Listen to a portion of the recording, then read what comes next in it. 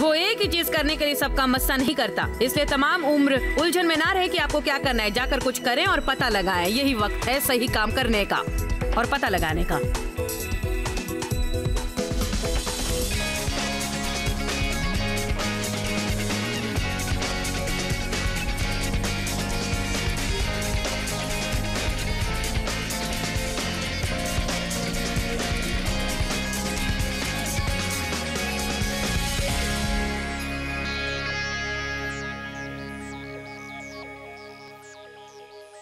लुत्फ उठाएं रोजमर्रा की जिंदगी का में खुशामदीद। बाज वक्त ऐसा लगता है जैसे सारी दुनिया आपके खिलाफ है, लेकिन ये आपको यकीन दिला दूं कि खुदा कभी भी आपके बर्दाश्त के बाहर आपको मुसीबत में नहीं डाल सकता। जब खुदा आपके ईमान को पुख्ता करने के लिए आपके हालात का इस्तेमाल करता है और आप महसूस करते हैं कि अब और बर्दाश्त नहीं कर पाएंगे, तो मेरी आपको सलाह है कि खुदा पर भरोसा करें कि वो बेहतर जानता है। आप उसके साथ वक्त गुजारें और इंतजार करें कि वो आपको कुव्वत बख्शे, तो जल्द ही वो आपसे कुछ ना कुछ कहेगा। ये यकीन मानिए।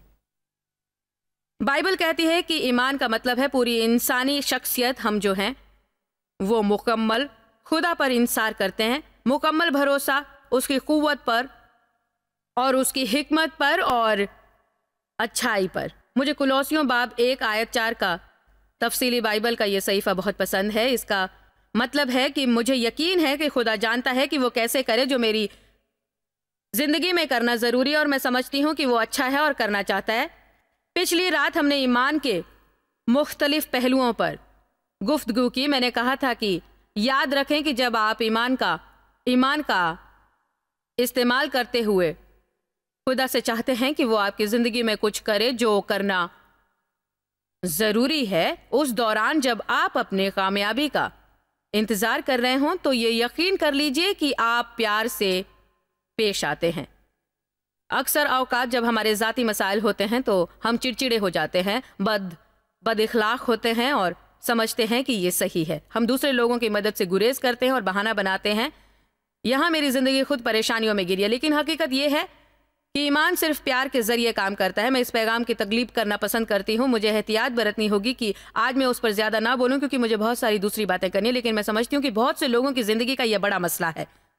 मेरे ख्याल में बहुत से लोग ईमान पर चलते तो हैं लेकिन प्यार से पेश नहीं आते। हमारा प्यार से पेश आना बहुत अहम होता है। यीशु ने कहा एक नया हुक्मनामा है मैं तुम्हें देता हूँ कि तुम एक दूसरे से वैसा ही प्यार करो जैसा मैंने तुमसे किया है। खुदगर्ज और खुद परस्त होना बहुत आसान होता है, अपने जख्मों पर मरहम रखना और सहलाना बहुत आसान होता है, पर यीशु चाहते हैं कि हम दूसरों का सहारा बने। ईमान से जिस्मानी तवानाई मिलती है। मैं समझती हूँ कि ये अच्छा नुक्ता है। ईमान हिफाजत का हथियार है, ये दुश्मन के हमले से आपको महफूज रखता है। ईमान जारहाना हथियार है, इससे आप शैतान पर वार करते हैं। हमारा ईमान फरोग नहीं पाता, वो कम होता है या फिर अजीम, पर वो और फरोग पाए उसके लिए उसे मजबूत करना जरूरी है। मजबूत मती 14 देखिए, हमें पता है कि मजबूत बनने में तकलीफ होती है। अगर आपको यकीन नहीं है तो जाकर वो कसरत करें जो आपने कभी नहीं की। अपने पट्टों की कसरत कीजिए तो मैं यकीन से कहती हूं वो सूज जाएगा। पिछले दिनों मैंने अपने पैरों को देखा। मैं कुछ अरसे से देख रही थी कि कुछ तो गड़बड़ है और वो गड़बड़ मुझे नजर आई। बूढ़ा होना बड़ा हैरत अंगेज है। एक सुबह जब आप उठते हैं तो देखते हैं कि जो चीज ऊपर यहां थी वो ढलक कर कहीं और हो गई है। मैं चाहती हूं ये सारा जिस्म सही हो जाए जहां वो बस, मैं यहां से शुरू करना चाहूंगी और उस सब को खींचकर ऊपर लाना चाहूंगी, ऊपर लाकर उसमें गांठ बंधवा कर चाहूंगी कि उसे कोई काट दे, लेकिन ऐसा हो नहीं सकता। इसलिए मुझे ये जबरदस्त ख्याल आया बेहतर है कि मैं थोड़ी बहुत कसरत कर लूं। तो मैंने कसरत करना शुरू किया। आपको पता है कौन सी? मैं इस वक्त नहीं कर सकती, मुझे यकीन है, क्योंकि मेरी पीठ 3 दिनों तक दर्द करती रही और एक चंद पट्टे भी खिंच गए थे। मैं बुरी तरह तकलीफ में थी। मैंने सिर्फ 3 बार एक एक पैर की कसरत की। मैं तखूर नहीं कर रही थी कि अगर सही ढंग से कसरत की होती तो मेरा क्या हाल होता। मैं यहां बताना चाहूंगी कि कसरत करना मुश्किल है, क्योंकि आपको अपने आराम को तकलीफ और दर्द में बदलना पड़ता है। हमसे कोई भी तकलीफ और दर्द मोल लेना नहीं चाहता, लेकिन खुद खुद खुदा लोगों को अक्सर उनकी आराम की दुनिया से बाहर लाता है। 2 हफ्ते पहले मैंने एक पैगाम की तकलीफ की, कश्ती में खड़े रहकर, बाउनवान get out of your boat. अगर कश्ती से बाहर नहीं निकलेंगे तो पानी से बाहर नहीं चल सकते। मैं कश्ती के बाहर अंदर जाती रही, कश्ती में बैठी रही, कश्ती में ही सोती रही और ये गुफ्तगू करती रही कि हम किस तरह अपनी कश्ती में ही रहना चाहते हैं, चाहे वो कश्ती कोई भी हो या आपकी नौकरी हो सकती है जो आपको पसंद नहीं है लेकिन आपके लिए आसान है वहीं टिके रहना बनिस्बत बाहर जाकर दूसरी ढूंढना। ये चर्च हो सकता है जिसमें दादी अम्मा जाती थी और अब आप जाते हैं और आप ये भी नहीं जानते कि क्यों वहां जाते हैं, इसलिए कि आप डरते हैं। आपको उस वक्त तक का इंतजार नहीं करना है कि सब खत्म हो जाए और आप कुछ सीखे नहीं, लेकिन ये आपकी कश्ती है और आप वहीं रहना चाहते हैं क्योंकि आप नहीं चाहते कि खानदान में कोई बरहम हो और आप किसी को नाराज करना नहीं चाहते। लेकिन सच है कि रूहानी तौर पर आप फौत हो रहे हैं। हमें खुदा को खुश करना है, ना कि बंदों को। खैर, बहरहाल मैं इस पर बहुत कुछ कह सकती हूं, लेकिन बाइबल कहती है कि हमें कार्रवाई करनी चाहिए। ईमान मजहूल नहीं है, ईमान फ़ाल है। ईमान सिर्फ वो नहीं जो आपके पास है, हालांकि आपके पास है और ये आपको खुदा के फजल से मिला है। हर शख्स को उसने उनके हिसाब से ईमान दिया है ताकि वो कर सकें जो जिंदगी में करना चाहते हैं। आप जो भी करना चाहते हैं उसके लिए खुदा ने आपको काफी ईमान दिया है, लेकिन आपका ईमान बेकार रहकर आपको कोई फायदा नहीं दे सकता। ईमान आपका कुछ भला करे, उसके लिए जरूरी है कि उसे बरूए कार लाया जाए और वो दुआ के जरिए ईमान का इस्तेमाल करे। एतराफ करने से इसका इस्तेमाल होता है और अमल से भी होता है। अमल करना, हमने बाइबल में बहुत पढ़ा है दुनियावी कामों के बारे में। दुनियावी काम आदमी का वो अमल है जो खुदा ने उसे करने के लिए नहीं कहा है, और ये हम कह भी नहीं रहे हैं। मैं नहीं चाहती कि आप जाकर कुछ करें सिर्फ करने के लिए, क्योंकि अगर हम वो सारे काम करते हैं जो करने के लिए खुदा ने हमें नहीं कहा है तो ये सब दुनियावी काम है। मैं नहीं कहती काम जो नाकाम है, क्योंकि जिन कामों में खुदा की मर्जी नहीं वो पूरा करने की उसकी जिम्मेदारी भी नहीं होती है। हेलो, अगर खुदा उसमें शामिल नहीं तो वह जद्दोजहद भरा और तकलीफ दे होगा। बहरहाल, जब खुदा कुछ कहता है तो हमें फौरन अमल कर लेना चाहिए। जब खुदा हमें कश्ती से बाहर निकलने को कहे तो हमारी जिम्मेदारी बन जाती है कि उठकर फौरन बाहर आ जाएं, चाहे वो कितना ही डरावना क्यों ना लगे, चाहे हमने ऐसा पहले ना किया हो, चाहे हम पहले हों जो ऐसा कर रहे हों, चाहे हम ना जानते हो कि अगले कदम पर क्या होने वाला है। हमें खुदा की इताअत करनी चाहिए, हमें बस उसकी बात माननी है। पासबान चाओ, जिनकी कोरिया में दुनिया का सबसे बड़ा चर्च है, लोग उनसे पूछते हैं कि उनका चर्च इतना बड़ा कैसे है, आपका चर्च इतना बड़ा कैसे है, ये सब कैसे हुआ। वो कहते हैं मैं दुआ करता हूँ, इताअत करता हूँ। आसान सी बात है, आपको खुदा की इताअत करनी है। बाइबल कहती है ईमान सुनने से आता है। आपको खुदा को सुनना चाहिए। मत्ती 14 में आयत 25, और वो रात के चौथे पहर 3 से सुबह 6 के बीच यीशु उनके पास आए। झील पर चलते हुए शागिर्दों ने झील पर चलते देखकर घबरा गए और कहा कि भूत है। वो डर कर चीखने लगे। यीशु ने फौरन कहा, हौसला रखो, ये मैं हूं, डरो मत।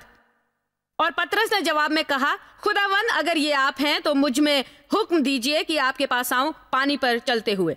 अब देखिए, पतरस यूं ही नहीं कूद पड़े। उन्होंने कहा, खुदावंद अगर ये आप हैं तो मुझ में वो हुक्म डालिए कि मैं आपके पास आऊं। यीशु ने कहा, आ जाओ। तो पतरस कश्ती से बाहर आ गए। मेरे ख्याल में यह बहुत अहम है। वो उस वक्त तक कश्ती से बाहर नहीं आए जब तक खुदा ने आने के लिए नहीं कहा था। वो उस वक्त तक कश्ती से बाहर नहीं आए जब तक कि खुदा ने उन्हें बाहर आने के लिए नहीं कहा। तो अब हमें इस बात को बहुत ज्यादा रूहानी बनाकर पेश नहीं करना है कि खुदा हमसे बात करता है। इसलिए मैं 1 मिनट के लिए आपको बताना चाहती हूं कि खुदा लोगों के किस तरह से बात करता है, क्योंकि अगर मैं चाहती हूं कि आप अमल करें उस पर जो खुदा कहता है तो मुझ पर यह फर्ज है कि आपको यह भी बताऊं कि खुदा आपसे किस तरह कहता है। अक्सर जब ईसाई कहते हैं खुदा ने मुझसे कहा, तो जो इस बारे में ज्यादा नहीं जानते वो समझते हैं कि खुदा की कोई मखसूस आवाज होती है जो उनसे कहती है कि क्या करें। इसलिए जैसे जैसे मुझ में पुख्तगी आती गई मैंने ये जाना कि हमें ये कहते हुए थोड़ा मोहतात रहना चाहिए कि खुदा ने मुझसे कहा है, या खुदा ने मेरे दिल में ये डाला है, या खुदा ने मुझे राह बताई है, क्योंकि मैं बहुत ज़्यादा रूहानी तर्ज अपनाना नहीं चाहती ताकि नौजवान ईसाई समझें कि मैं बड़े ऊंचे मकाम पर हूँ और जो वो कभी पा नहीं सकते। तो खुदा हमसे किस तरह बात करता है, वो हमसे क्या कहता है, वो हम में क्या सलाहियत डालता है। सबसे अहम तरीका जिसके ज़रिए वो हमसे बात करता है, वो तरीका ये है, बिल्कुल यहाँ पर मौजूद है। तो अगर आप इसके ज़रिए खुदा को नहीं सुन पाते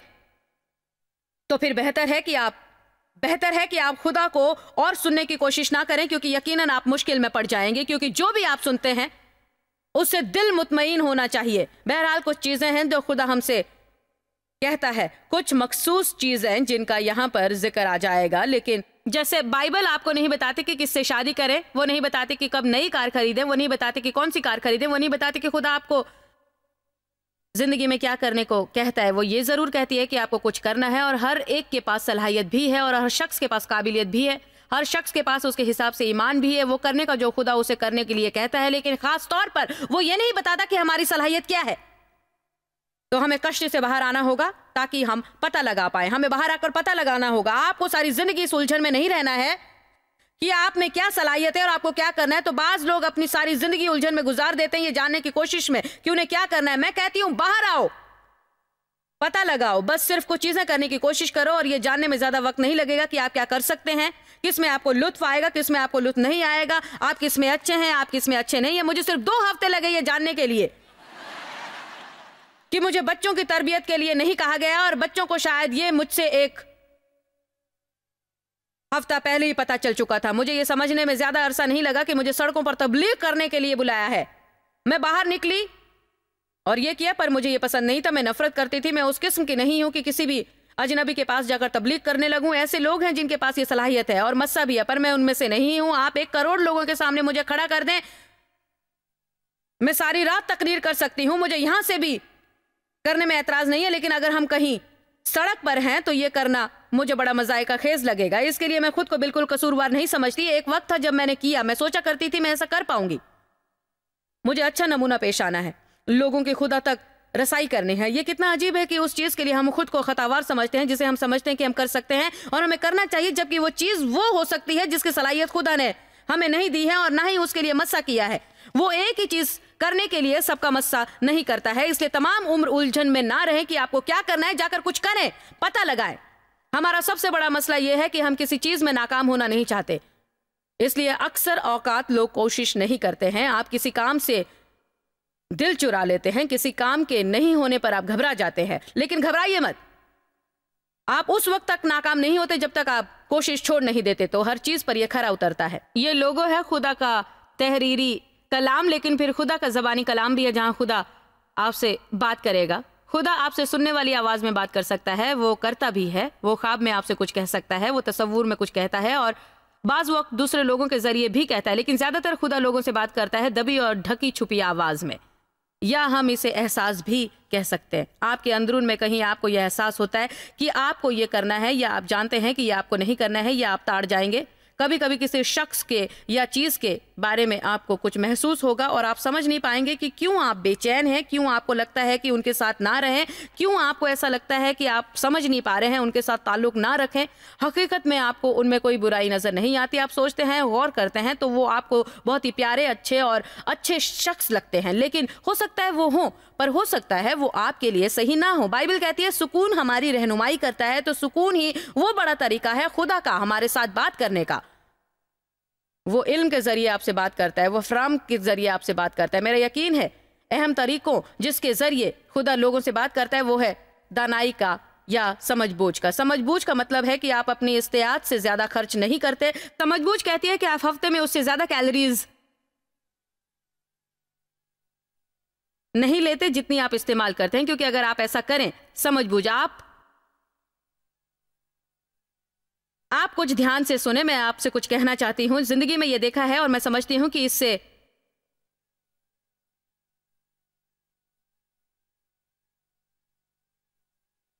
बहुत मदद मिलती है।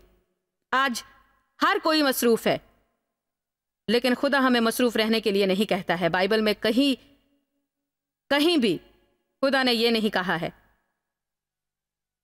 ये नहीं कहा है कि हाँ ठीक है,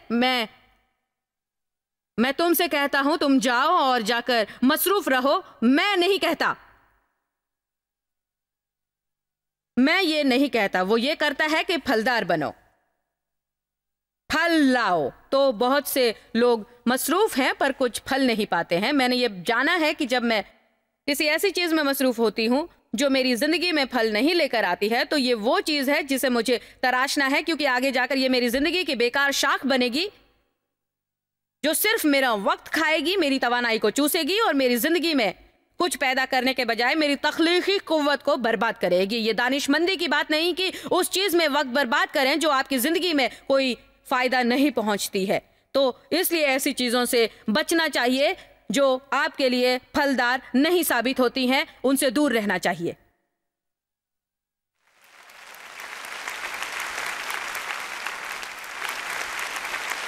लेकिन बाज वक्त वो तब्दीली लाना बड़ा मुश्किल होता है जो कि हम लाना चाहते हैं। मैं समझती हूं कि एक तरीके से खुदा हमसे बात कर सकता है कि हम में इतनी दानाई और समझबूझ हो कि अपनी जिंदगी को परखें और फिर कहें कि मैं बहुत मसरूफ हूं, मैं मायूस हूं, मैं बरहम हूं, मैं चिड़चिड़ा हूं, मैं परेशान हाल हूं, मैं हर वक्त जल्दी में रहता हूं। अब ये सेहत का मसला खड़ा हो जाता है। जी, मैं क्या करूं? 3 और चीजों को जोड़ लें क्योंकि कोई ऐसा चाहता है और अगर मैं ऐसा ना करूं तो वो गुस्सा हो जाएंगे। नहीं, आप कागज और कलम लें और बैठकर लिखें कि आप क्या करते हैं। फिर आप कुछ वक्त लें और खुद के साथ सलाह करें। आपको हैरत होगी कि क्या होगा अगर आप खुद के साथ मजीद सलाह मशवरा करेंगे। ईमानदारी और दिल से मशवरा और बातचीत करें खुद के साथ, आप और खुदा, बाप, बेटा, रूहुल खुद्स और सिर्फ आप। सलाह मशवरा इस बारे में कि आपकी जिंदगी में वो कौन सी चीजें हैं जो आपको बर्बाद और खस्ता हाल कर रही हैं और बिल्कुल भी फायदा नहीं पहुंचा रही हैं, सिर्फ वक्त बर्बाद कर रही हैं। आपको अपने ताल्लुकात को लेकर मोहतात रहना होगा। नुकसान पहुंचाने वालों के साथ मत रहिए। यह यकीन कर लीजिए कि जिन लोगों के साथ आप हैं वो आपकी जिंदगी में कुछ फायदेमंद हैं, या खुदा ने कुछ अरसे के लिए उन्हें आपके साथ जोड़ रखा है ताकि आपसे फैज हासिल कर सकें। तो ठीक है, लेकिन जब आप ऐसा करते हैं तो आप अपने अंदरून को सिला पाएंगे, क्योंकि आप जानते हैं कि आप खुदा की मर्जी पर चल रहे हैं। लेकिन अक्सर हम ऐसे लोगों के साथ होते हैं जो हमें नुकसान पहुंचाते हैं, हमें बर्बाद करते हैं। वो हमारी जिंदगी में कुछ फायदा नहीं पहुंचाते, लेकिन हम सच्चाई का सामना करने से कतराते हैं और हालात का मुकाबला नहीं कर पाते हैं। दूसरा तरीका जिसके जरिए खुदा हमसे बात करता है वो है हालात के जरिए। यह हमेशा दिलचस्प होता है क्योंकि बाज वक्त जब हालात बिगड़ते हैं तो हम नहीं जान पाते कि यह शैतान है और हमें उसका सामना करना, मुकाबला करना और उस पर लानत भेजना है। या फिर भी हो सकता है कि ये खुदा जो नाखुश है हमारे काम से। लेकिन मैं हमेशा जान जाती हूं कि अगर मैं कुछ करने की कोशिश कर रही हूं वो सही नहीं होता और सारे दरवाजे बंद हो जाते हैं, तो जल्दी या फिर बादेर मुझे ये समझ आ जाती है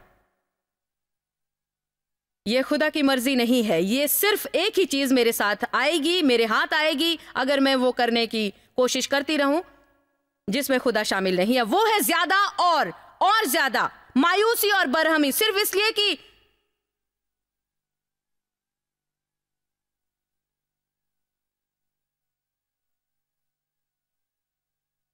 इसलिए कि आप कुछ कह रहे हैं जो आपको पसंद है और ये आप 10 सालों से कर रहे हैं और आप उसे तर्क करना नहीं चाहते। तो इसका यह मतलब नहीं कि खुदा उसे बदलने की कोशिश नहीं करता क्योंकि वो आकर उसे हिला कर रख देता है। वो उन्हें बदलने की कोशिश नहीं करता क्योंकि वो आकर उन्हें हिला देता है। वो चीजों को बदलता है और उन्हें उलट पलट कर देता है। हमें हमेशा उन चीजों को छोड़ना पड़ता है जो हमें अच्छी लगती हैं और फिर हमें नए हालात, नए ताल्लुकात और नई चीजों से जुड़ना पड़ता है। ये तब्दीली किसे पसंद आती है? किसी को भी नहीं। मैंने खुद के बारे में जाना है, मुझे तब्दीली के नजायत पसंद है लेकिन तरीकेकार नहीं। आमीन। मैं अपनी पिछली तब्दीलियों को देखती हूं जो खुदा ने जबरदस्ती मेरी जिंदगी में लाई हैं और मैं समझती हूं अगर मैं कश्ती से उतर कर नहीं करती और उस जगह से नहीं निकलती जहां से निकलना बहुत मुश्किल था, तो आज मेरी जिंदगी नफरत के लायक होती। खैर, मैं खुश हूं कि मैंने वो किया, लेकिन यकीनन मुझे तरीकेकार पसंद ना था। मुझे खुशी है कि मैं बाहर निकली हूं। आमीन।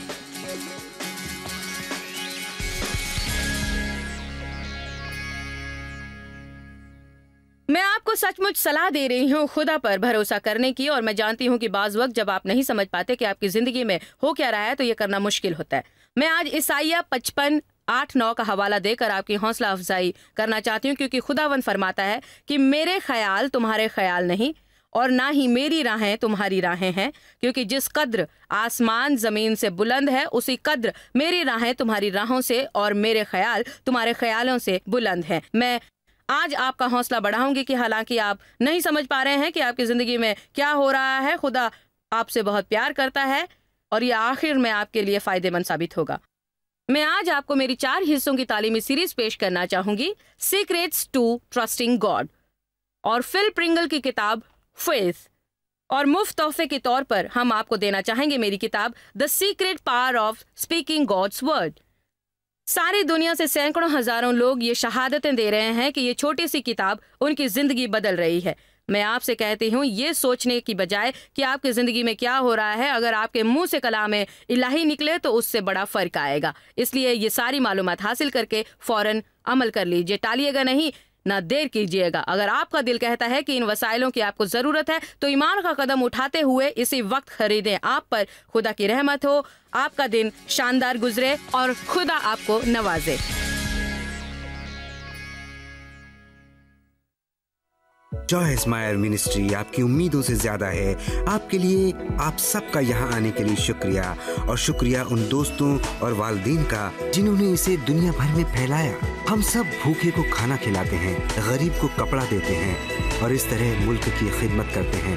आप joysmire.org पर विजिट करें और अपनी इब्तिदाई इबादत हमारे साथ बांटें। देखिए जॉयस के अजीम बयान और हमारे साथ शामिल हो जाइए यीशु की मोहब्बत भरी दुनिया में।